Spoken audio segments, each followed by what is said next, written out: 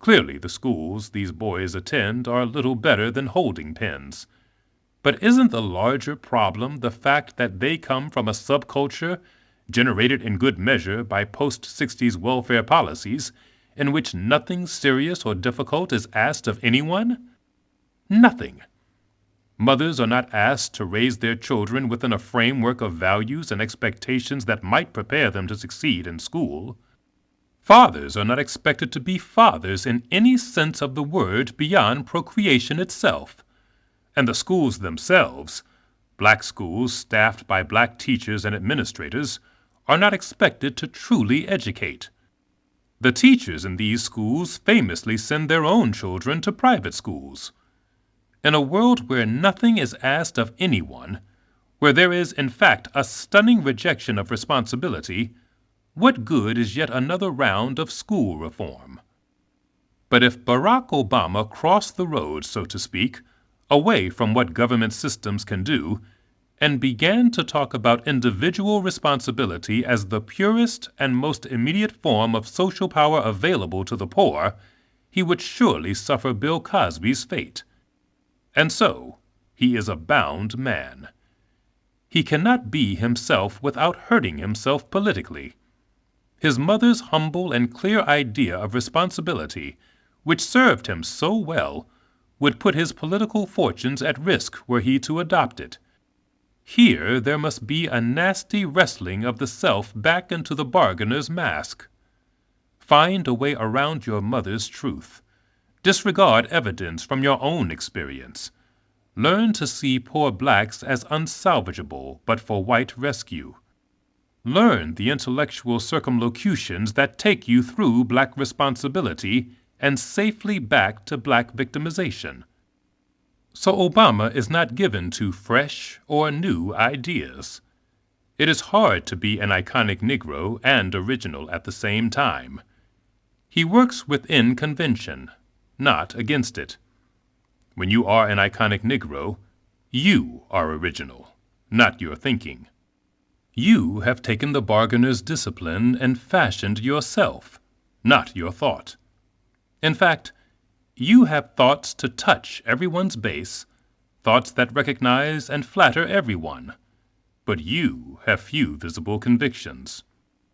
When you are iconic and bound therein, you have no mandate upon which to run for the presidency beyond the offering of yourself. Chapter 12. Bind 2. Is he black enough? White people like Barack Obama a little too much for the comfort of many blacks. How is it possible, the suspicion goes, to stir that much excitement and affection in whites to become a darling of the mainstream left and still be loyal to one's own people? Blacks instinctively know that Obama is a bargainer. In other words, we blacks know that Obama is out there, and not in the arts or entertainment, but in the political arena, giving whites the benefit of the doubt. He is granting them racial innocence before they give him anything.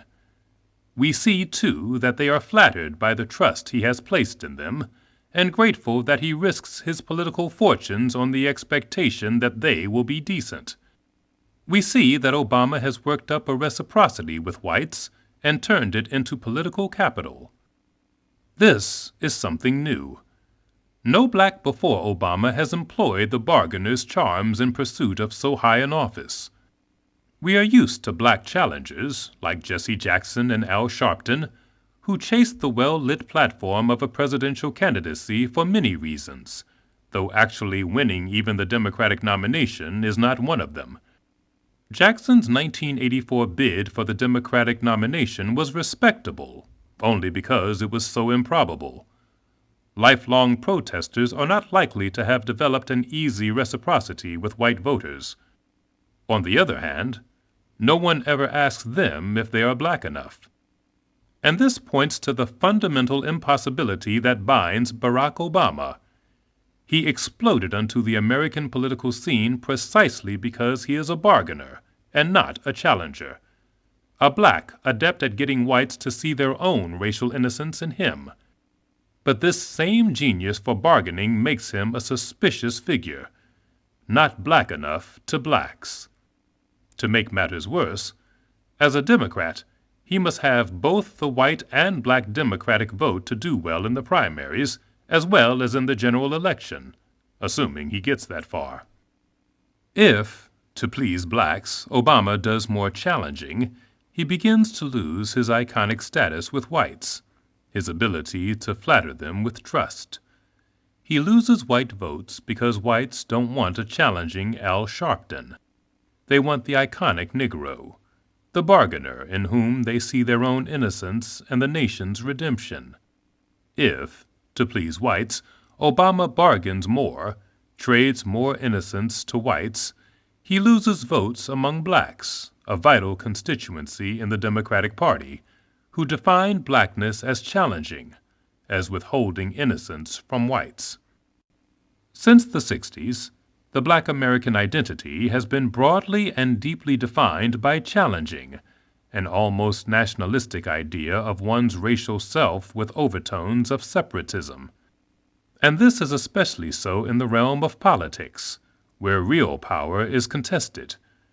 Black Americans have been willing, with some reservations, to accept black bargainers in fields outside politics, entertainment, sports, television. But even so, every black who becomes iconic catches a degree of hell from other blacks. Oprah Winfrey, Bill Cosby, Colin Powell, Tiger Woods, and Michael Jordan have all been accused of not being black enough. Interestingly, if iconic Negroes get into serious trouble, as O.J. Simpson and Michael Jackson have, they magically become black again, as blacks rally to them to keep the race's reputation from being besmirched. But most iconic Negroes function far outside the arena of electoral politics. Obama is the first black to bargain his way to national political importance, and as such, he is far more threatening to today's black identity than other iconic Negroes. Consequently, it is his odd fate to threaten the identity of the group from which he needs almost unanimous support to be politically viable. And here his interracial background is not helpful, since it makes challenging, blackness itself, very difficult. Challengers have to blanketly assess whites to effectively hold their innocence hostage. They lose leverage if they start making distinctions, seeing some whites as better than others. Obama's background forces him to make such distinctions. At the very least, he will have a nuanced view of whites, and blacks will sense that this weakens him as a challenger. So to curry the black vote, Obama from time to time tries on the challenger's mask. His speech in Selma, Alabama, marking the anniversary of the famous voting rights march across the Edmund Pettus Bridge, was before a black audience composed of civil rights veterans, challengers all. In a black-inflected accent that he never uses elsewhere, Obama put a challenger's spin on his background. My very existence might not have been possible had it not been for some of the people here today.